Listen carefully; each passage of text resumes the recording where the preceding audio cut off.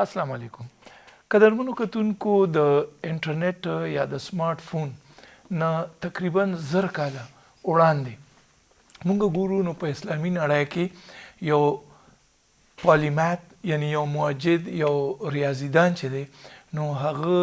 د الګوریدم یا د حساب کتاب د نظام بنیاد کېښود کم چې وروسته د نن جدید انټرنیټ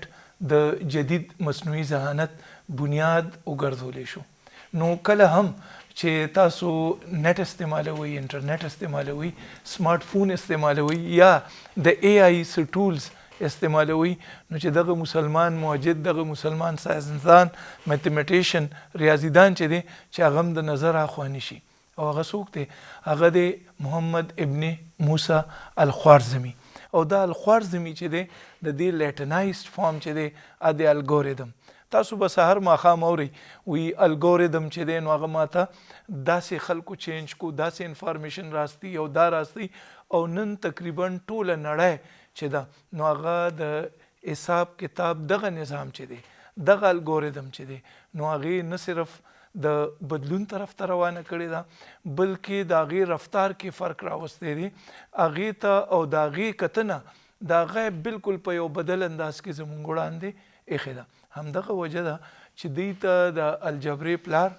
او د کمپیوټر ساينس نیکه وایي.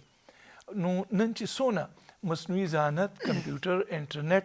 دې سره تړلي چې څومره څیزونه دي ایجادات دي نو دا په نړۍ کې نه صرف ده چې بدلون طرف ته روان دي نه صرف دا چې د انسان په ژوند کې چې د هغې بدلون راوستی بلکې په خپله هم د انسان دپاره یو لوی چیلنج او یو لوی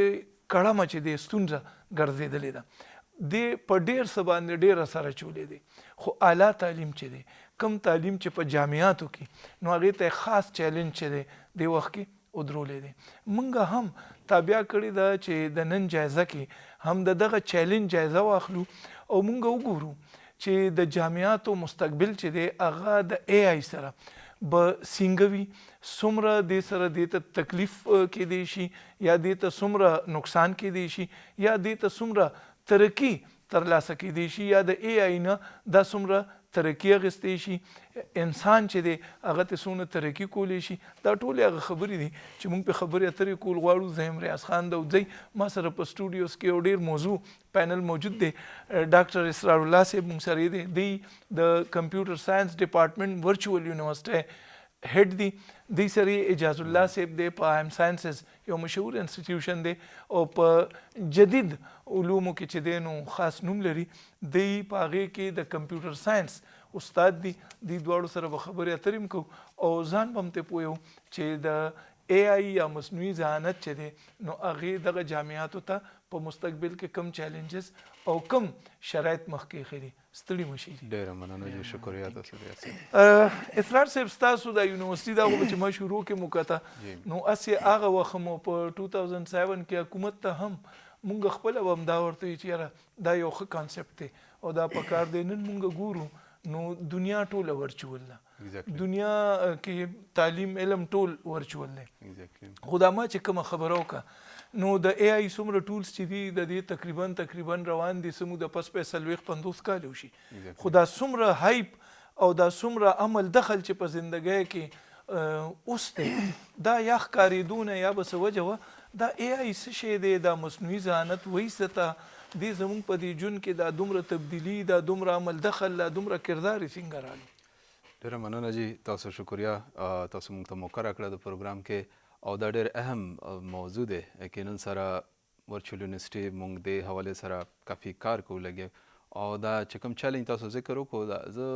دې ته اپرچونیټي وایم چې کوم ریسنټ ډیولپمنټ شوي دي خاص کر دا چې کوم جنریټیو ماډلز موږ ورته وایو چیټ جی پی ټي نه ډېر خلک خبر دي نو د دې نه دا ریسنټلی 2022 کې دا چې کوم دی منظر عام باندې راغو د دې نه مخکې عام خلک د دې کانسپټ نه دومره متعارف نه وو حالانکه د څومره چې سوشل میډیا ده د دې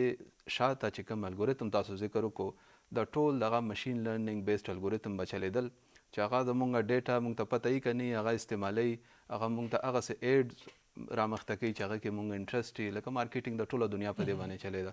خو د چیټ جی پی ټي چې کوم دی د دې اثرات عام سړي ته ورسول او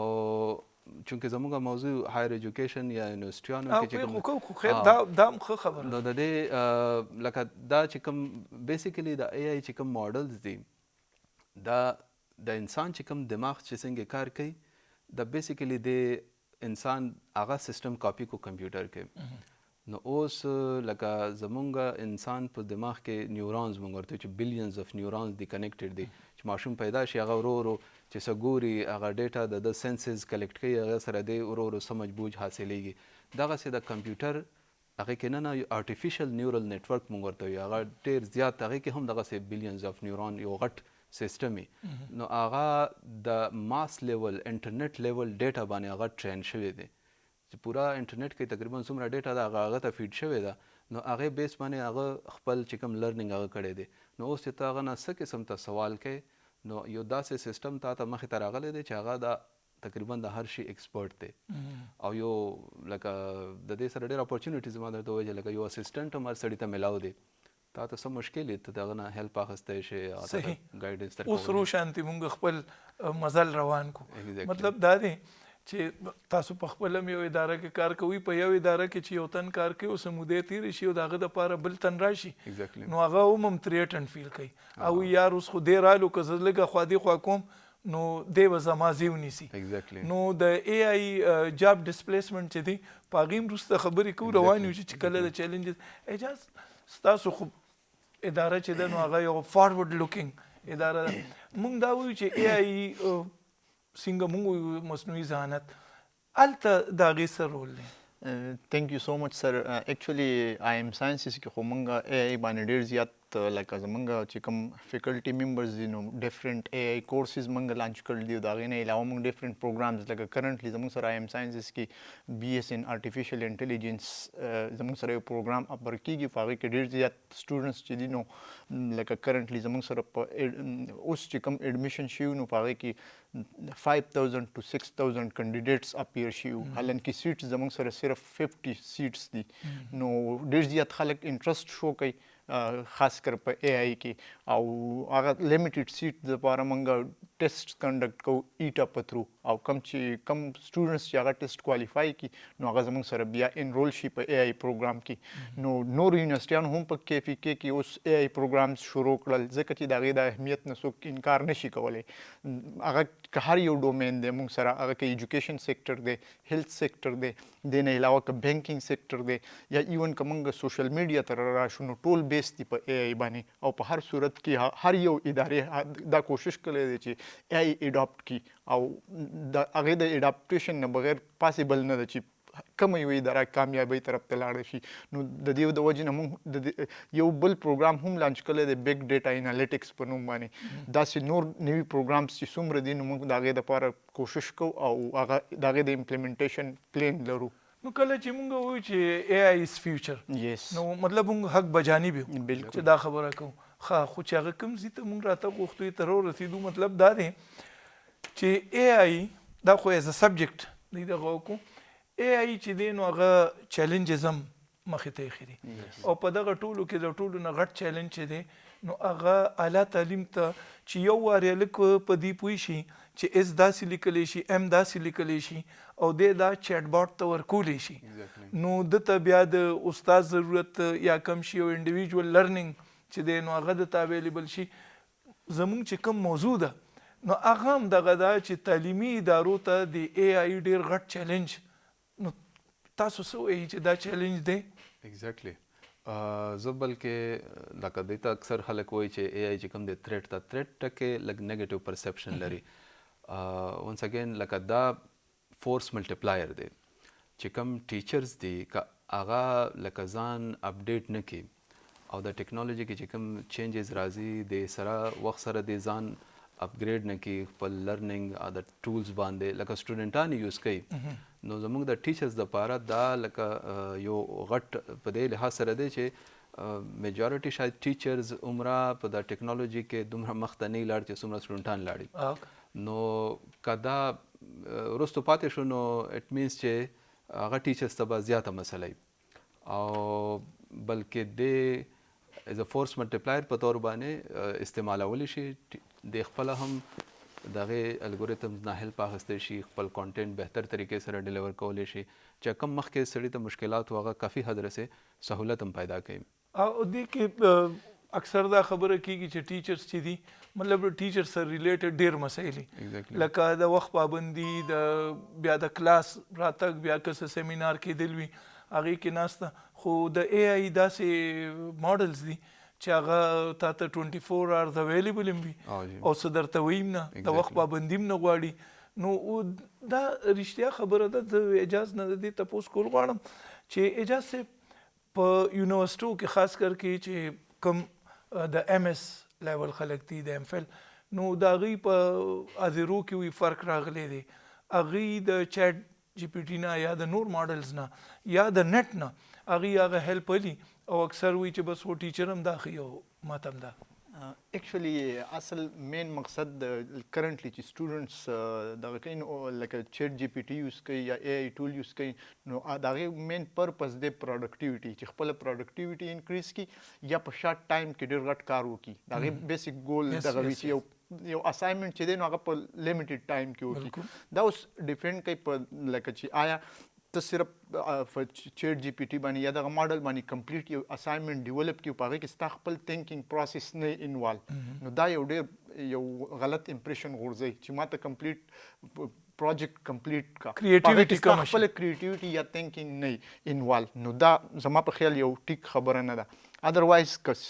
تھینکینګ یا سوچ ستاوي او د هغې په مدد سره ته د چیټ جی پی ټي نه هیلپ اخلي نو دا څه بده خبره نه ده. زه به جست یو سمپل اگزامپل درکم لکه ایم ایس پی ایچ ډي سټوډنټان دي نو هغو ډفرنټ یونیورسټیز کې د ایډمیشن دپاره یا سکالرشپس دپاره بهر تلو کوشش کوي. نو اوس یو سټوډنټ دی چې هغه وایي چې زما په ایریا کې کم پروفیسرز دي ما ته د هغې لیسټ راکړه نو چې ته اوس ډفرنټ یونیورسټو کې په ډفرنټ کنټریز کې خپل یو پروفیسر د خپل ایریا سره سرچ کې دا یو ډېر کمپلیکس کار دی او دا ډېر زیات ټایم اخلي. که پرس که ته د چیټ جی پی ټي نه دا کوېسچن وکړې چې ما ته په دې ایریا کې په مشین لرنینګ کې یا په اے آی کې چې کوم پروفیسرز کار کوي د هغو یو لیسټ ما ته پکار دی. دغه ماډل به اټومیټیکلی دغه لیسټ ته ټول یونیورسټیانې به سرچ کړي بیا به دا اټومیټیکلی آیډنټیفای کړي چې کوم پروفیسران په مشین لرنینګ کې ایریا کې کار کوي او بیا د هغو سره اټومیټیکلی پی ایچ ډي پوزیشن شته که نشته. نو دا یو ډېر ښه لکه یو بیسټ اپروچ دی ډېر په اسانه باندې هغه ته هغه پروفیسر میلاویدی شي او هغه ایم ایس پی ایچ ډي سټوډنټان بیا د بهر ملک ته په اسانه تللی شي سکالرشپ هغو ته میلاویدی شي. دا جسټ ما یو یوز کیس ورکو. د دې نه علاوه که تاسو وګورئ نو ایون دا زه جنرلی ډسکس کوم زمونږ چې کوم لکه د عالمان دي دیو لکه یو خطبه چې ورکوي د جمعې خطبه نو دې دپاره دیو ډېر زیات ریفرنسز یوز کوي ډېر بکس یوز کوي ډېر زیات. نو که فرض که زه وایم چې ما ته اوس خطبه پکار ده په یو ټاپ آنیسټي باندې په آنیسټي باندې زه یو خطبه تیاروم نو ما ته به چې زه چیټ جی پی ټي ته دا ووایم چې ما ته دومره حدیثونه پکار دي په دې خطبه کې په دې ټاپک باندې دا بکس پکار دي. نو که فرض که موږ عالمان په دې کې انوالو کړو نو هغو ته به هم ډېره زیاته اساني میلاو شي. ټیک ده چې هلته یو دغه راځي چې یاره دا به فیک وي که ټیک به وي د هغې بیا پکار دی چې هغه ریفرنسز او هغه بکس او د هغې کاونټر چیک وشي او بیا ډېره اساني به هغو ته میلاو شي. نو په هر یو ډومین کې د دې یوز چې دی نو په پازیټیو اسپیکټس کې هم پاسیبل دی په نیگیټیو اسپیکټس کې هم پاسیبل دی. او په دې کې څنګه ډېرې خبرې داسې کېږي که نه مونږ چې کوم سیز ته تلو نو او یا مونږ تپوس کول غوښته نو هغه هم دا وجه ده چې کله تاسو هغې نه تپوس کوئ پوښتنه کوئ او هماغه څیزونه پروسس کېږي او تاټ پروسس یې وي کریټیویټي چې دی نو هغه یو کمیږي. تاټ پروسس چې دی سړی په خپله سوچ نشي کولی د مشین خوښه ده چې کوم خویبوزي او هغه بولټس شارټ بولټس ورکړي ریفرنسز ورکړي نو هغه خو هم خبره ده خو مارکیټ ته خلک تیارول لکه مطلب دی چې زمونږ ادارې د هایر ایجوکیشن یا ستاسو چې څنګه تاسو بل دی ناسي او ساينس سبجیکټ ټیکنالوژي سره ریلیټډ سبجیکټس لکه ستاسو چې دی او هغه د کراچۍ کې هم ستاسو سټوډنټ چې دی فایده اخلي بل خو د هغه د انډسټري انګیجمنټ چې دی یعنی انډسټري او اکیډیمیا دا خلکو بیا جابس به څه کېږي مطلب دی چې دې کې کریټیویټي نه وي دې کې کریټیکل تھینکینګ وي ډېره غټه مسله ده. اے آی چې څوک لګیا دی او د هغې نه هیلپ لي نو یې کې کریټیکل تھینکینګ دا هم ډېره غټه ایشو ده. دې باندې به زه یو مزید یو هغه ورسره ګایډ کړم چې کوم زمونږ هایر ایجوکیشن سټیټس دی یعنی اوورال پاکستان کې چې کوم تعلیم ریشو ده هغه څه موږ ورته وایو چې 60% یا 50% اراوند ده نو هغه بیسیک ایجوکیشن دی هغه ډیفینیشن هم ډېر لو دی چې خپل سړی نام لیکلی شي یا د دې نه پس چې کوم میډل سکول کالج لیول باندې دی دا एकदम سره ډراپ کیږي دا ریشو یونیورسټیز کې چې کوم انرولمنٹ ریشو دا تقریبا 10 یا 11% دی یعنی زمونږ چې څومره ینګ لاټ دی دا لکه اول خو انرولمنٹ دی ډېر کم او بیا زمونږ سیسټم کې یونیورسټیز کیپیسټي ډېره لیمیټډ ده ځکه چې څنګه دې ذکر وکړو چې ایم ساینسز کې لیمیټډ کیپ سیټس وو دومره سټوډنټانو اپلای کړی وو هغه نشي اکاموډیټ کولی نو د ټیکنالوژي زمونږ ته هیلپ راکوي چې د کم کنونشنل ایجوکیشن سیسټم کې چې کم لیمیټیشنز او چیلنجز وو چې یو کمرې ته به ټیچر راځي سټوډنټان به راځي دلته به دوی یو بل سره ډسکشن ټیچینګ هغه به کېږي نو دا لکه تا سره کمرې کې محدود ځای دی ته کې هغه یو لیمټ نه زیات سټوډنټان نشي کېنولی ټیچر پابند دی چې دی به راځي سټوډنټ پابند دی نو ټیکنالوژي د کوم ورچوال یونیورسټۍ کانسیپټ دی دی دا پابندیانې ختم کړي د سټوډنټ چې چېرته ناست دی ټیچر هم چې چېرته دی لکه مطلب آنلاین میټیریل اویلیبل دی چې کم ټایم سټوډنټ فارغي په خپل سهولت سره د هغه سټډي وغیرہ جاری ساتلی شي بالکل دا اے آی چې کوم دی دا پکې نیکسټ لیئر او سپورټ ورکوي چې زموږ انډرسټینډ کې موږ ته دا خاص کر دا چیلنجز دي زموږ سټوډنټان هم سټرینث دی سیوا دی پرټیکولرلی کمپیوټر ساينس ډپارټمنټ چې کوم زه به درته یاد کوم لاست سیمسټر کې د ورچوال یونیورسټۍ تقریبا 50,000 پلس ایډمیشنز شوي نو اوس زموږ سره چې کوم فیکلټي ممبر دی هغه کافي اووربرډن دی زموږ چې کوم سیسټم دی هغې باندې سټوډنټان موږ نه تپوس کوي هغې کې هغو ته ریسپانس ورکولو کې ډېر ټایم لګي او تاسو خو د نور انسټیټیوشنز نه خلک انوالو کوئ که نه دې کې لکه موږ خپل سټاف دی اچھا هغه د نور انسټیټیوشن چې کوم ایکسپرټ دی هغه صرف لیکچرز ریکارډینګ لپاره ریکارډینګ انګیج کیږي هغه د خپل سبجیکټ ول ایکسپرټ دی باقي چې خدا انټریکټیو چې تاسو کوم هغه چې کوم سپورټ دی کنټینیوس سیمسټر دوران کې نو هغه دومره ماس لیول باندې مینیج کول مشکل شي نو اوس ورچوال یونیورسټۍ کې هم زموږ د مختلف پروجیکټس ایفورټس روان دي چې دا شی مونږه څه طریقې سره اے آی انوالو کو او دا سټوډنټانو ته پرسنلایز چې کوم تاسو ذکر وکړو سپورټ او انسټنټ سپورټ پرسنلایز لرنینګ مطلب هغې تپوس کوي او هغې ته د هغې جواب ملوي ایگزیکټلی خو کنټیکسټ هماغې چې کوم ورچوال یونیورسټي غواړي چې انګیج زموږ چې کوم کورس سره ریلیونټ دی دې سره دا تاسو ښه خبره وکړه چې څومره زیات خلک انوالو وي که د ایم ساینسز یا ستاسو کریډینشلز سرټیفیکټ یا ډیګري چاته ملاویږي او هغه په سواد کې یو ځای بل ځای په خپل کور کې سټډي کوي او هغې څه طریقې کار وي لکه آنلاین سرټیفیکیشن کورسز خو ډېر زیات دي خو اجاز صاحب څنګه چې تاسو وایئ چې یاره 50,000 تنان راله یا 15,000 راله او موږ پکې 50 انټرټین کولی شو نو مطلب دی تاسو ته خو هم د اے آی اډاپټیشن ډېر ضرورت دی بالکل داسې ده اصل کې لکه کرنټلی ایچ ای سی د طرفه داسې څه ریسټریکشن دي چې په هر یو پروګرام کې تاسو څومره سټوډنټس انرول کولی شئ نو د هغې په بیس باندې بیا مونږ هغوی چې کوم لکه لیمټ مونږ ته راکړی دی چې 50 سټوډنټس پر پروګرام تاسو انرول کولی شئ نو مونږ کرنټلی 50 سټوډنټس الاو کوو پر پروګرام خو وذ پیسیج اف ټایم به ډیفینیټلی دا انکریز کیږي او د خلکو چې یا د سټوډنټس چې څومره انټرسټ دی د هغې مطابق به موږ هغه اکاموډیټ کولو کوشش کوو بیا هم لکه 100-150 سیټس زموږ سره پر پروګرام پاسیبلیټي شته او که نه ځکه چې که د دې الایمنټ د نیشنل پالیسي سره ونشي نیشنل اے آی پالیسي چې ده 2025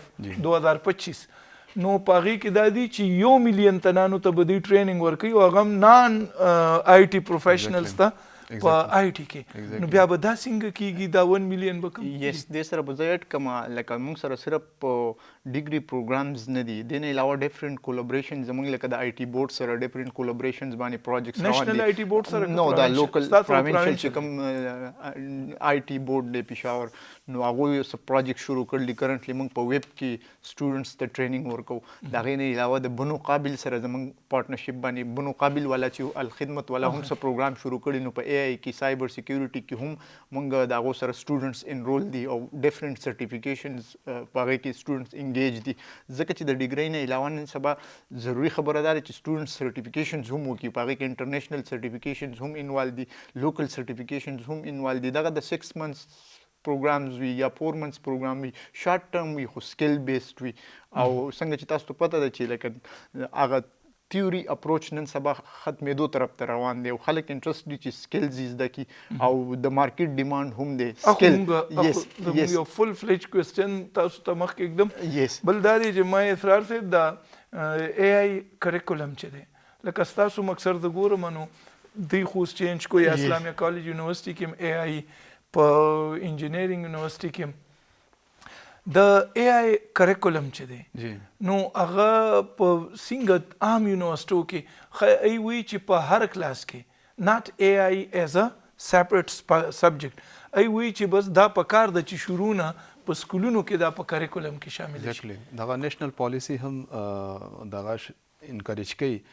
او ګورنمنٹ لیول باندې هم چې لکه دا د اوس د وخت ضرورت دی یعنی د تعلیم یافته خلک ډیفینیشن بدلیږي مخکې چې کوم ما درته وویل لټرسي ریټ دومره چې چا یو لاین لیکلی شو چې خپل نوم پیژندی شو اوس فیوچر کې به د ډیفینیشن چې څوک اے آی ټولز استعمالولی شي دا لټریټ دی دا پړه لیکه دی دا څوک نشي استعمالولی نو هغه ته به مشکلات ډېري که مختلف سیزونو کې دا مخې ته به راځي د دې نه مونږ خلاصېدل نشته خو دا اوس پازیټیو استعمال باندې فوکس کول دی او یقینا سره دا سکول لیول باندې د دې کریکولم حصې جوړول چې ارلی سټیج نه ماشومان نه صرف د دې مختلف هغه نه خبرې ورسره ایجوکیټ کول د دې چې کوم ایتیکل کنسیډریشنز دي هغه اسپیکټ هم امپورټنټ دي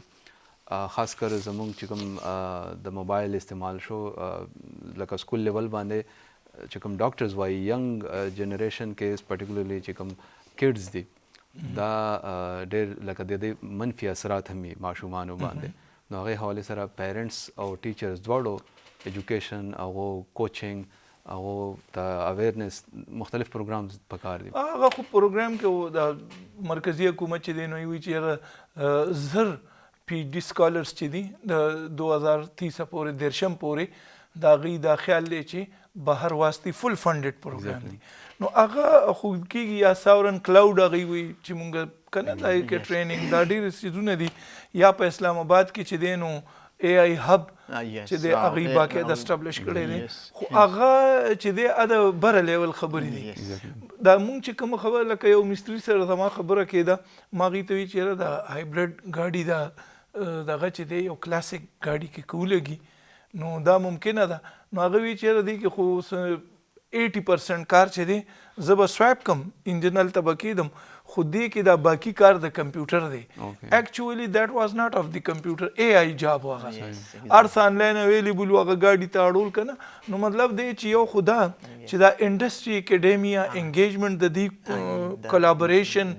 د نور کارپوریشن سره تر اوسه پورې په تعلیمي ادارو کې هم ساینسز انجینیرینګ ټولو کې نو هغوی وایي چې یاره مارکیټ ته کتنه چې دا ډېره کمه ده یونیورسټۍ چې دي هغوی په آیسولیشن کې خو لګي کانسپټس بارني د مغرب یا څه خو لوکل انډسټري چې ده نو د هغې اوس لوکل انډسټري کې کومه اے آی لګي ایکچولی ډېر ښکلی کوېسچن تاسو وکړو د دې زه په فرانس کې یونیورسټي اف رینس کې وم هغه ځای نه ما سبق ویلی دی نو زه یو دا سمارټ سیټیز یا سمارټ کارز نو یو ګاډي ته زه وختم هغې کې دا ډرایور نو دا پریکټیکلي هغه یونیورسټي ټیسټ کیسز باندې یونیورسټي کې یس په ایګزیکټلی نو هغه یونیورسټي اف رینس کې خپله دا لوکل د هغو ټیسټینګ پرپزز دپاره دغه ګاډي چلېدل وې دا لکه ډرایورلیس کارز نو دا ډېر ټایم وشو تقریبا 5 ایئرز مخکې خبره ده نو هغوی ټیسټینګ پرپزز دپاره هغو د کمپلیټ انډسټري انګیج کړي وه اټانومس کارز په یونیورسټۍ کې دننه ټیسټینګ پرپزز دپاره هغو انګیج کړي او د هغو چې کومه کمپني وه هغه انګیج وه نو انډسټري لینکیجز ډېر زیات ضروري دي او زمونږ یونیورسټۍ خو ماشاءالله ډېر زیات فوکس دی په دې باندې او زمونږ ډفرنټ سافټویر کمپنیز هغه په پېښور کې په اسلام آباد کې ډېر زیات زمونږ د هغو سره الریډي کنټریکټس شوي دي زمونږ سټوډنټس ویزټس کوي مختلف کمپنیز ته هغه کمپنیز فاونډرز موږ راغواړو لیکچرز دپاره دا زموږ د آی ایم ساینسز کلچر ډېر زیات مختلف دی لکه موږ خامخا ټیچرز او چې کوم ډاکټرز دي نو هغو خامخا ډفرنټ ګیسټ لیکچرز لیکچررز راغواړي د هغه زیاتتر د هغه پروفیشنلز وي د هغوی تعلق د انډسټري سره وي نو په دې باندې زموږ ډېر زیات فوکس دی او موږ ډېر زیات کار کوو د دې نه علاوه سټارټ اپ کلچر موږ مختلف سټارټ اپس اسټیبلیش کړو چې په هغې کې ښه کمپنیانې مخې ته رالي او دا د سټوډنټس لیول باندې کرنټلی زما سټوډنټس دي په 7 سیمسټر کې دا زه تاسو ته یو اګزامپل در کوم او د هغو خپله کمپني ده سافټویر کمپنی هغه خپل اسټابلیش کړی نو دا د فرست سیمستر نه د سټوډنټس ګرومینګ داسې وشي چې هغه 7 سیمستر ته رارسي نو هغوی خپل یو سټارټ اپ لانچ کړی یا داسې نور مختلف زیات تر جابس خو هغوی ته الریډي ډېر سټوډنټ 7-8 سیمستر کې هغو ته جاب میلاو صحیح شوی په دې خبره کې مطلب دی زموږ ته آر نه دی محسوسول چې موږ لږ شانتي په علاقه کې وروسته نه افغانستان ته کړنه Exactly. موږ سره ګاونډي چې دی هغه خپل اے آی ماډل چې ډیفینیټلی دی لانچ دا او خبره ډیر مخکې روان دي ما دا خبره کوله وی اے آی چې دا نو از ګوینګ ټو ریپلیس سم اکیډمیک رولز مطلب تاسو اوس خبرو که چیرې مونږ اے آی انوالو کوو که تاسو اے آی کې داسې ماډل کریټ کوئ یا داسې یو فیسیلیټي چې هغه په یو خاص ټاپک باندې دی یو خاص شکل دی یو خاص پروفیسر په شکل راځي او خپل لیکچر ډیلیور کوي او زی دا پاسبل د لیکچرر به فارغ شي نو وی چې ډېر رولز به چینج کوي او په دې وجه کې څومره چې هایر ایجوکیشن انسټیټیوشن دي ای ته پکار دي چې د دې باره کې فیوچر پروفینګ مو کې ځان برابر کړي صحیح خبره ده اچھا یو بل پوینټ باندې سوري لګ اډ کولم تاسو چې کوم انډستری لینکیج باره کې خبرو کړه یقینا سره زمونږ یونیورسيټانو ته د غټ چیلنج دی کوم مونږ ګریجویټس یونیورسيټي والا پرټیکولرلی ان امپلایمنٹ باره کې ډېر زیات کنسرن دی نو هغه یو مین وجه دغه دی چې لکه یونیورسيټانو کې چې کوم سلیبس کریکولم دوی ته پڑھاویږي پریکټیکل انډستری کې هغه لګ ډیفرنٹ دی او د حواله سره ګورنمنت لیول باندې هم دغه سکل بیسډ کورسز انیشیټیوز چې تاسو ذکر وکړو چې ملینز اف چې کوم ټریننګز ورکول دي ورچوال یونیورسيټي ته دا تھرد ټایم دی ډیجی سکل په نام باندې تاسو پروګرام توسط سره زموږ چې کوم کتون کې دي ما د ښکاري زموږ پښتونخوا کې لږ اویرنس شاید د حواله سره لږ کم دی خو ډیجی سکل یو ډېر غټ پروګرام دی د ورچوال یونیورسيټي هغه پروګرام رن کوي او د لکه دا تھرد سایکل روان دی د نه مخکې 2 سکسسفل بیچز کمپلیټ شوي دي او دا هر بیچ کې تقریبا ملین زیات سیوا سټوډنټان هغه انګیج کوي هغه ته تقریبا 20 اراوند ډیفرنٹ چې کوم سکل بیسډ کورسز دي او د دې چې کوم پروجیکټ ډایریکټر دی سو د مخکې ما هغه سره ډسکشن کېدو هغه اوس خپل د چې کوم چا د دوی نه سرټیفیکیشن کمپلیټ کړی هغه نو سروې کړی و یو تھرد پارټي باندې نو هغه وایي چې هغه چې کوم آنلاین مارکیټ کې فریلانس مارکیټ کې هغه چې کوم کار کوي چې کوم د فیډبیک هغه کوسو هغه بلینز کې هغه ریونیو پاکستان ته ورکوي نو هغه ډېر سکسسفل پروجیکټ دی او د دې نه علاوه چې کوم تاسو دغه ذکر وکړو د ټیچر ریپلیسمنٹ والا موږ سکل شفت هم شروع دی سکل شفت هم کیږي کوم ډیر سیزونه چې دي او دا کوم چې موږ وایو چې یاره رولز بدلیږي د اکیډمیکس چې دي دا غي رولز بدلیږي د او دا به ای آی کوي د اکیډیمیا کې څه رولز چې دي اب اتوماتیکلی بدل شي ضرورت پې نه دا لکه موږ چونکې دغه فیلډ سره ډېر نږدې نه ای آی اواتار زوته وایي لکه هغه بیسیکلی هیومن لوک لایک پروفیسر ای آی پروفیسر هم ورته وایي مختلف ټرمز ورته استعمالیږي د باندې کار روان دی لکه میبي لکه زما فیلینګ شاید لکه بایس ورته وایي خو زه دا فیل کوم چې د ټیچر ریپلیسمنٹ شاید هغه څه نشي کولی نو ټیچر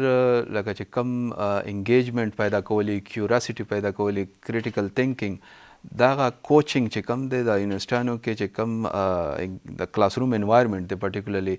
آنلاین کې مونږ فیل کوو چې هغه لږ محدود دي لکه ګوره ای